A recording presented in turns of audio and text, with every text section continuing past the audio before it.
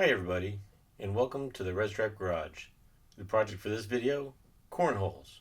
I'm still trying to figure out my way around woodworking and the video recording and editing and all that stuff. The road's likely to be a little bit bumpy, so I hope you stick with it and you're with me to the end. Let's go ahead and get started. For this project, I'll be using 3/4 inch birch plywood cut to 2x4, approximately 32 linear feet of 1 by 3.5 poplar. I'll need a couple of battery packs. I'll have battery operated LEDs. And of course, I'll have the set of 8 black and red bean bags for tossing into the cornholes. I have a good friend, very good friend, known him for 30 years. Wow, long time. Maybe more, 30 years. Anyways, for the past 15 years or so, he's been hosting a card party where midway through the night, everybody gets together and holds a raffle. It's a lot of fun, a lot of laughs. Everybody has a great time. I've had the good fortune to win at least twice. Very happy about that, although my wife wishes I would win more often, as everybody's wives would, I'm sure. But this year I intend to provide some of the raffle gifts, and specifically these cornholes. Somewhere in one of these corners is a picture of a set of cornholes that I had done last summer for another dear friend. And except for one difference between those two is that these are going to be poker themed, whereas that one was really geared more towards their high school.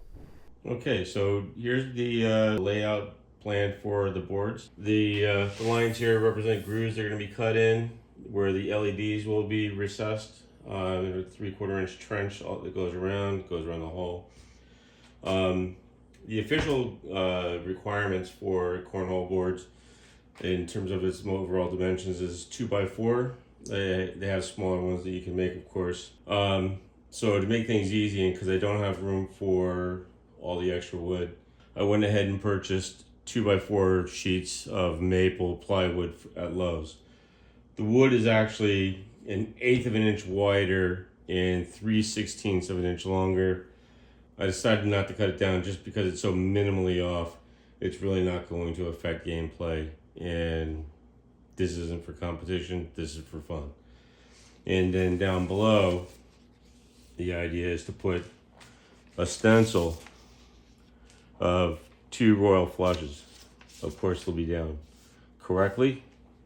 These are a little bit small on here, so I'm thinking that maybe I'll put the 2 of them, side by side. So the next step is to cut out the hole. The hole is 6 inches diameter. I have a 6-inch diameter hole cutter, and the hole positioning is 9 inches from the top, and of course, because it's 2 feet wide, 12 inches on center. For the dimensions around here, again, these are 3/4 in all around. It's a 3/4 inch trench, and I've brought it down to 3 feet. The person who I'd gotten this idea from initially is a gentleman by the name of Rico Hernandez. He's a YouTuber based out of Austin, Texas. I'm guessing he's Austin because in the video, which I'll link in the description, shows him painting on his own icons that are based on the Austin area. All right. Next step is to build the frame, cut out the hole, and then I will begin trenching. Okay, so the next step is to route out the hole. I've already cut the circle hole, obviously, and I've centered the pin in the middle of the hole. One thing to double check when you're using those large circular saws is make sure the bit isn't bent. That gave me a bit of havoc. Unfortunately, I didn't get that recorded. So I've got a 1/2 inch trim bit in here, and I've already marked out the hole that's going to give me the right radius. or right cut around the edge, and well, let's get busy. I guess because of what I'm routing out here is at the edge of the circle, and not in the middle of the board, what I'm actually doing is cutting a dado and not a groove. Um, but more importantly, the lesson learned here is as you're making this kind of rabbit, start from the inside and work your way out, as opposed to what I did was starting out and working in. As you'll see in a moment, what that does is it creates a little ridge or a wall on the inside edge of the circle, and it creates problems. You'll see at one point it jams the router, and that might just be because of the type of jig that I'm using to create the circle. But um, those pieces can begin to fly about as they break loose as you start routing out that inside piece.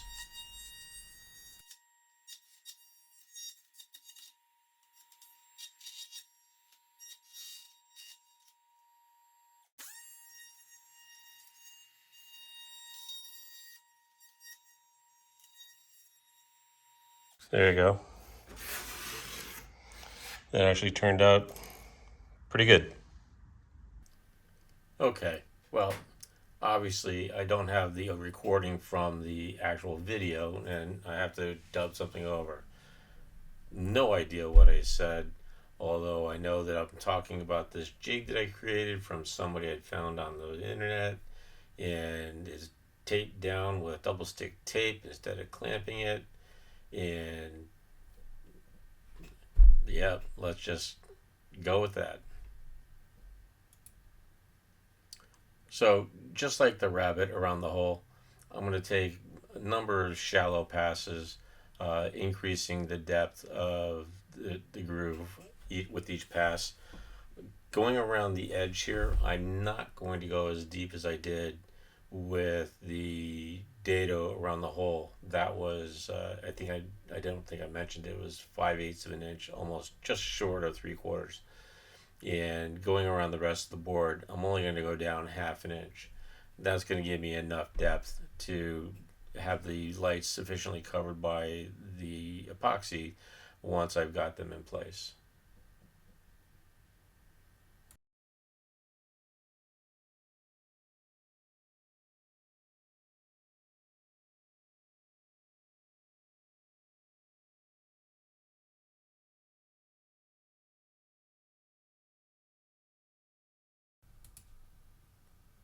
Okay, the grooves are almost done in the second board, and I blew it. I didn't align the jig properly, and I wound up taking the groove off the end of the board. If this was just for me, I'd fix it, because it's just a first pass. It's not that deep, and wood putty, epoxy, or something, just fix it right up and move on. But this is for charity, and it really needs to be perfect, or at least as perfect as I can make it. So this board's going in the trash and gonna have to start all over. Dang. Okay, here's the first board, and everything looks really good. I'm actually pretty happy. I'll get in there with a router in hand, smooth these out by hand so that there's no kind of wonky corners or edges. But other than that, I'm really happy with how these turned out so far. Okay, so the boards are ready for finishing. First step is I'm going to put sanding sealer in the groove, and the purpose of this is to seal all the wood edges to prevent bubbling from within the epoxy. The epoxy that I'm going to be using is a Total Boat epoxy. I'll show that when I get to it. And I haven't cut this hole out yet because this is actually going to be a support area when I flip it over to paint it. So I'll do first sealing the trench. Then this is going to be painted black. The other one would be painted red. Of course, this is for poker. And I have a decision to make with respect to the stencil that'll be placed in the center here. I have decals, a rather large decal that shows a royal flush. I also have stencils that I could use for royal flushes that I could paint on. The edges will be painted to coordinate with the center color, and yeah, so let's get that going. Now that the board's been taped off, I'm applying the Minwax sanding sealer all around the groove to make sure that any of the air that might be in the board cannot leak into the epoxy once it's poured. I'm making sure that I apply it quite liberally. I'll apply 2 coats just to be extra sure that I won't have it to worry about air bubbles seeping into the epoxy after it's poured.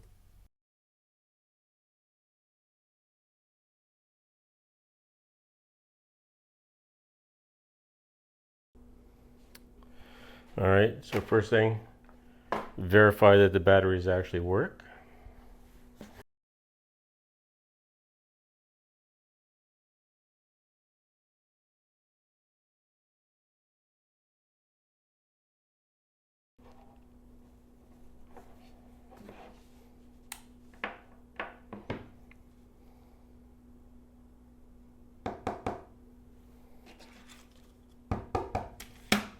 Okay. Now that the lights have been tested, it's time to lay them out in the board.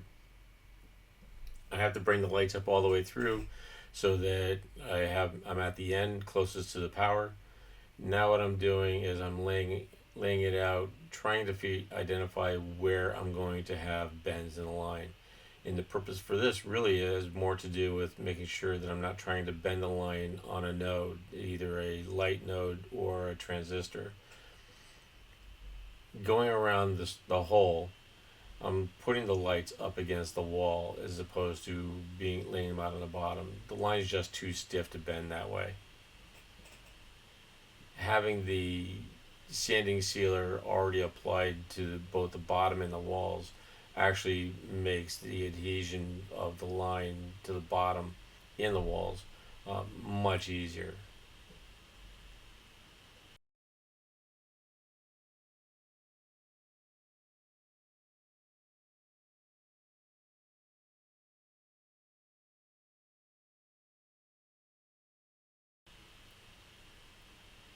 Here's that tricky bend in the corners.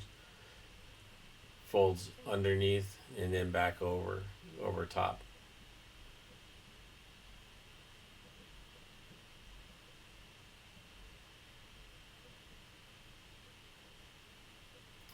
What I ended up having to do, and probably more just for a comfort level, was in those 2 corners, the 2 points, I ended up taking CA glue and gluing the tips down just to make sure that they didn't float up or bend up as I poured the epoxy.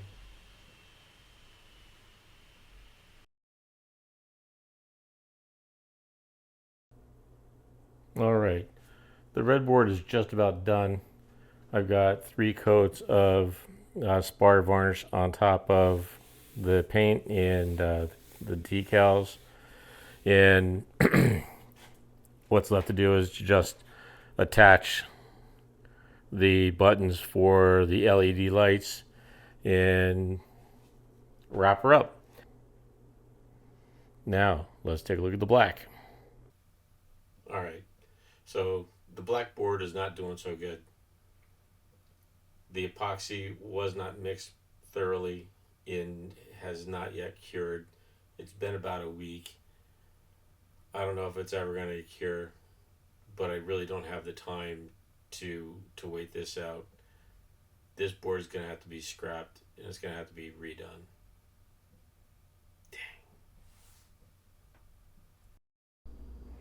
Before I take off and round over the edge. I just wanted to demonstrate or show what happens, because I had the plastic board in here, or the plastic covering in here, as acting as a wall around the edge of the circle, or the edge of the hole. You get this thing just like you do in a glass of water that's risen up a little bit. Let's see if you can get in there. So this edge here is actually quite sharp, and for a cornhole you don't want sharp edges. You don't want anything obstructing the slide of the pack into the hole. So time to round that off.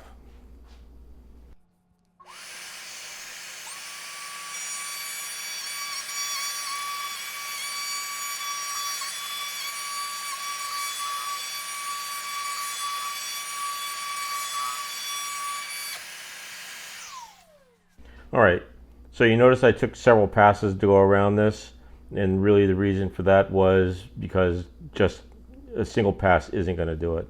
And now I've got a nice smooth rounded over edge. The bags just slide right over it and on into the hole. Okay, the new decal has arrived, and hopefully my series of never-ending flubs is done. So this decal is going to be going down right about here. In fact, if you can see it here, I've marked out the lines. This is set to be at a 60-degree angle, and I looked at the measurements on the red board, compared them with this one, and these are correct. And of course, I will double check. I'm not going to show the finishing process. This is the finish I'll be using: Minwax indoor-outdoor spar urethane. I've used this before. I like the clear satin finish. The hope is that it's a cornhole, so the satin finish will kind of mask the scratching over time from the bags hitting the board all the time. All right, now for lessons learned. I have 3. First, when setting up your routing jigs, routing templates, make sure that they're set up correctly. Wasted 1 complete piece of plywood. Not a terrible expense, but $30 is $30. Nobody likes to just throw that stuff away. Second, when using epoxy, make sure that it's mixed thoroughly and completely. I didn't do that on the first blackboard. Well, actually the second blackboard. And what resulted was a setting it would not dry, still hasn't completely dried. Wound up tossing the whole thing out. And on that one, I had the epoxy down, I had the lights, I had painted it, and I had put up the framing underneath. And so, yeah, that was a much bigger loss. I even lost the 2 decals that were on there. So, yeah, didn't like that very much. Tough lesson learned for a very simple, very idiotic mistake, but I don't think I'll make it again. And third, this is more forward thinking. I need to do a better job at planning my video recording. As I'm going through all the clips for this particular project, I found that there's a lot that was wasted a lot of times because I'm only using my phone to do the recordings. A number of times I had the camera set incorrectly, so it wound up filming in portfolio or profile view as opposed to landscape view. And so that's just really wasted time in the post-processing. All right, the boards are done. The party is tomorrow, and everything's all set to be delivered tomorrow for the game. And I really like how these turned out. Hopefully you do too. Now, just to kind of go over what we're looking at here, of course, we had the red board and the black board. I went and ordered a poker-themed bag to put everything into. That'll hold the batteries for the lights. That'll hold the bags. That'll also hold the tether that I have over there on the bottom right. So the tether is set up to When it's fully extended, it's at the 27 feet for tournament play. There's a black line marked on the yellow tether that will mark casual play, that's at 23 feet. And then there's a red line for kids play, which is marked at 15 feet. Again, I'm really happy with how these turned out. Not so happy with the journey. It was a little bit frustrating at times, but yeah, long and short, I'm really happy with this. Hopefully the person who wins the boards at the raffle tomorrow, they're going to enjoy it. And yeah. So, as always, if you like what you saw here, please like and subscribe. If you have any feedback, comments, by all means, put comments down below. And until next time, take care, everybody. Be well.